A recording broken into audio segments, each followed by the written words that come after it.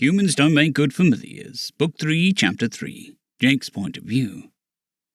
I was sitting under the tree that all other members of today's exercise were perched on.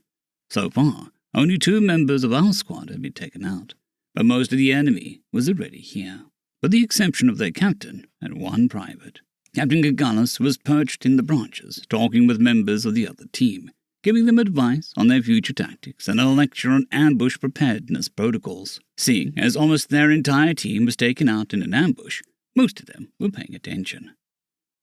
Sitting in the shade, I started to sense Suma's emotions: anxiety, pain, and exhaustion. Whatever she was doing, she was scared and hurting. "I think they're about done," I called up to the others. They all looked down before one of them asked, "How do you know?" "Suma's hurt, scared and tired. They're probably in the home stretch." "How hurt?" the captain asked. "Not very, but she's rattled. A wing, I think," I said, focusing on the sensations. I'd gotten pretty good at reading them, but only when her emotions were strong. "You are Sentinel, correct? The Viking familiar?" a brownish-coloured Niema asked. "Not Viking, but yes, I am Sentinel. A familiar," I answered, looking up at them.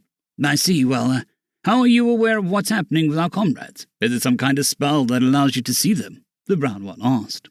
"No, I don't know what it is really, but I can sense Suma's emotions if they get strong enough. It's probably a familiar thing." I leaned back against the tree, and Captain Gagalis flew down on the ground, landing beside me. "Sentinel, I have a word with you in private." I nodded my head, then followed him, as he flew out of earshot of everyone else. Once we were several meters away, he landed on some roots and asked me to sit with him. I moulded a chair out of roots and sat. "At this point, I do not know which team will be victorious, but I wanted to discuss what would happen if it were our team, that is." "You said that we would be going on missions, right?" "That is correct. From this point onwards, the team would be receiving missions, one of which has already been selected, and will be given to the victor. But that is not what I wanted to discuss with you." "No?" I wondered. "All missions are deadly. Going on one ensures that someone will die, whether that be you or the enemy." "Yes, sir. I am aware." A lump formed in my throat, and I tried to swallow. "If I gave you the order to kill someone, would you?" My chest tightened, but I thought about my mum, and what I would do to go back to her. Killing was something I knew I was going to have to do. I always figured that in the moment I wouldn't hesitate, but after everything that happened, I started to wonder about that. "Your hesitation worries me," the captain said.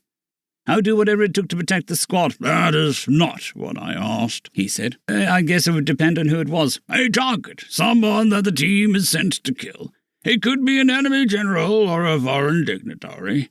"I don't know," I answered. "I would need to know why." "Because you were ordered to," he said.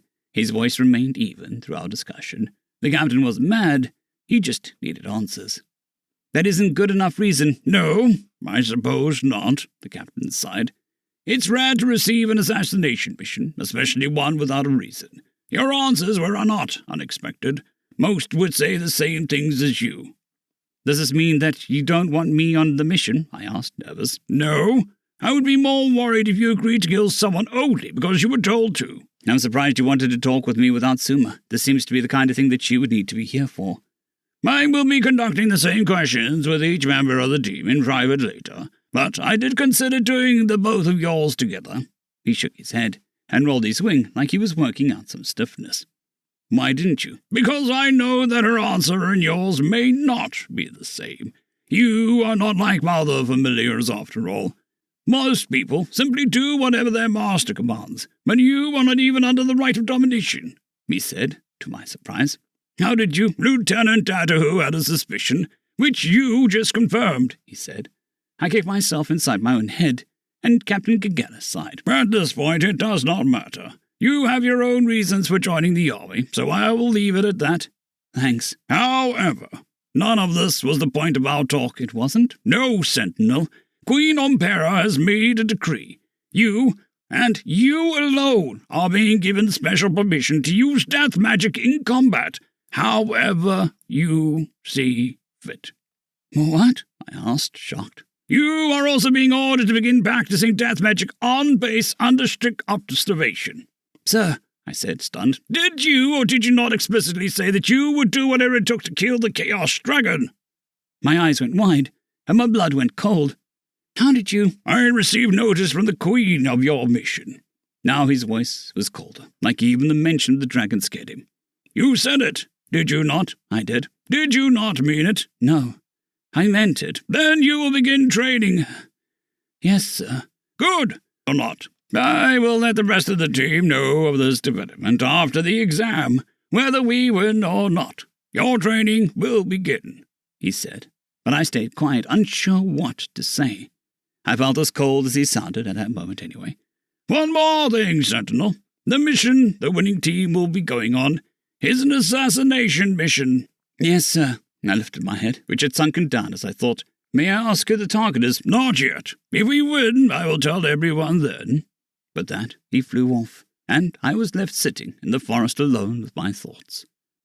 My hands, now cold and clammy, shook. I took a deep breath to try calm myself, but it didn't help. I knew this order would be coming soon, to start practicing death magic, but I'd almost convinced myself otherwise. I hoped that it wouldn't, at least. Get it together! I shouted at myself in my head. This is war! You knew this would happen. Just hold it together for Mum! I just want... Memories of a dream cut off my thoughts. Well, not really a dream, but a memory. The heat of the fire, the smell of charred and rotting Niema, and the pain. It all came rushing back, like I was experiencing it all over again in a brief moment. Zachariah, how could anyone be okay with that? I needed to know. Opening the memories, I searched for one I was looking for and found it quickly. I watched it again, but stopped when I felt myself getting sick. Just as I started searching for what happened before and after, I felt something from Suma. Pain, and a lot of it. Then, nothing. I still felt her, so she wasn't dead. Knocked out, I thought about going to her, and making sure she was okay. I'd been practicing it recently and wanted to try, but decided against it. Instead, I calmed myself, left the memory, and went back to the group to tell them the news. There'd be time for answers later. Right now, I just wanted to get the exercise over with. End of chapter.